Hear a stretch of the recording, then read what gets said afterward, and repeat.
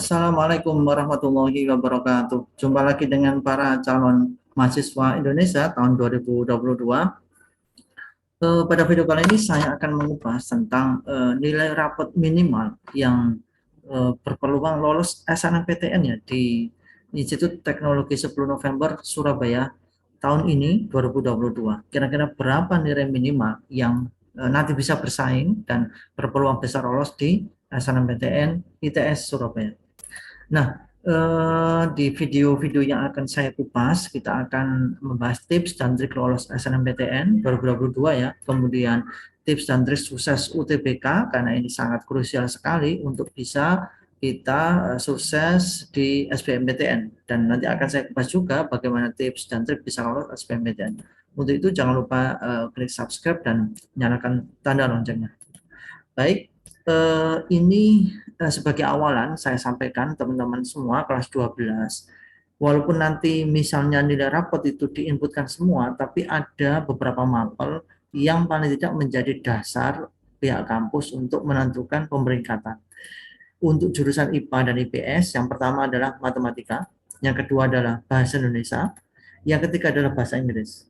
Nah, mulai dari nomor 4 ini adalah mapel ciri ya. Kalau IPA itu kimia, kalau IPS itu sosiologi, nomor 5 itu kalau IPA fisika, kalau IPS itu ekonomi, dan yang terakhir kalau IPA itu biologi dan kalau IPS itu geografi. Jadi 6 mapel ini di nilai pengetahuan yang berpeluang besar dijadikan sebagai tolok ukur untuk penentuan rata-rata rapot yang bakalan dijadikan bahan seleksi.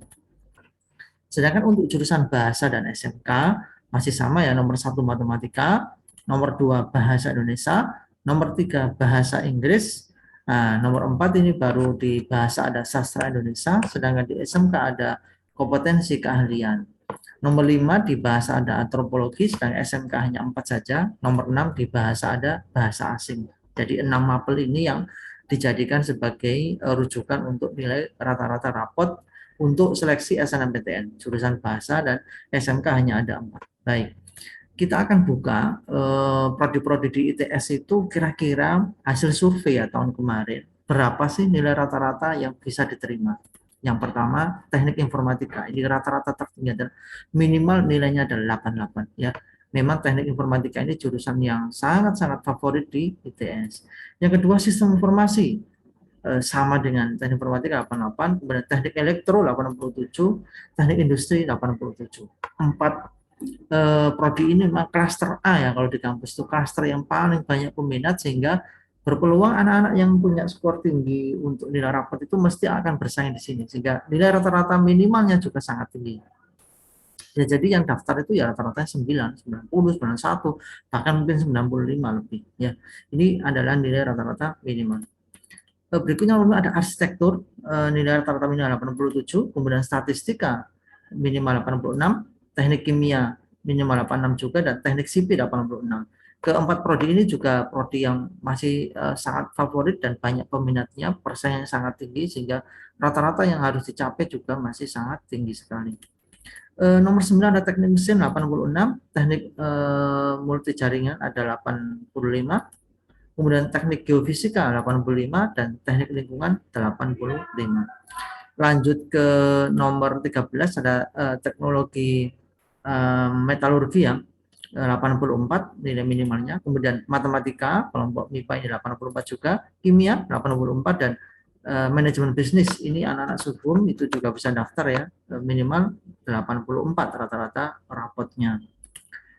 Lanjut di prodi nomor 17 ada perencanaan wilayah kota PWK ada nilai minimal 84 juga, kemudian teknik fisika 83, teknik geomatika 83 dan teknik perkapalan nilai minimal rata-rata rapotnya 83. Lanjut ke prodi nomor 21 ada teknik sistem perkapalan, ini double degree ya, double degree biasanya ada 2 tahun di luar negeri, biasanya kerjasamanya dengan Belanda itu minimal 82 rapotnya. Kemudian biologi 81, desain produk 81 juga, dan fisika 80. Nomor 25 ada teknik kelautan 79, teknik sipil perkapalan, teknik sistem perkapalan 78, dan terakhir transportasi laut 78. Nah, ini gambaran tentang paling tidak modal awal kita untuk daftar di SNMPTN itu melihat berapa nilai rata-rata minimal rapot kita. Kalau masuk di kategori ini, paling tidak kita masih punya peluang. Tapi kalau di luar kategori, peluang sangat kecil. Saran saya, jangan ambil nilai minimal. Misalnya kalau ini teknik kelautan 79, paling tidak rata-rata yang dimiliki paling tidak itu 2 digit di atasnya. Berarti paling tidak 81 atau mungkin mentoknya 1 digit untuk angka amannya.